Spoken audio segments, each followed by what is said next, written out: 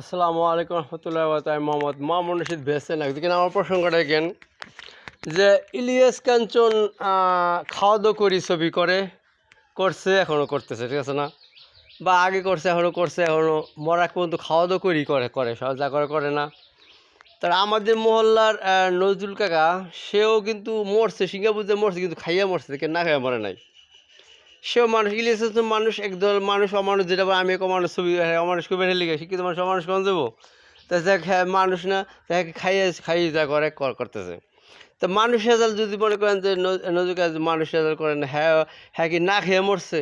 হ্যাঁ সিঙ্গাপুর, হ্যাঁ ঘরেও কি, হ্যাঁ ঘরের চুলা কি আরেকজনের কাছে তার চালা দিয়ে চাবি আটকে রাখছে? হ্যাঁ বউ ওদিকে না পাক করছে, খাইছে, সিঙ্গাপুরে খাইয়ে মরছে না?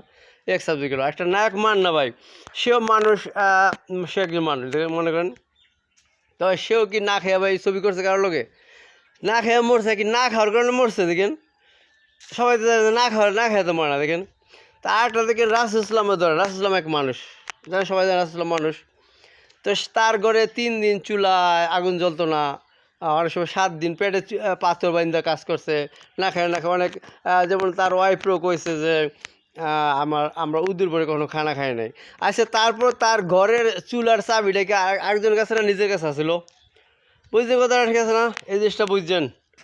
আসসালামু আলাইকুম রহমতুল্লাহ।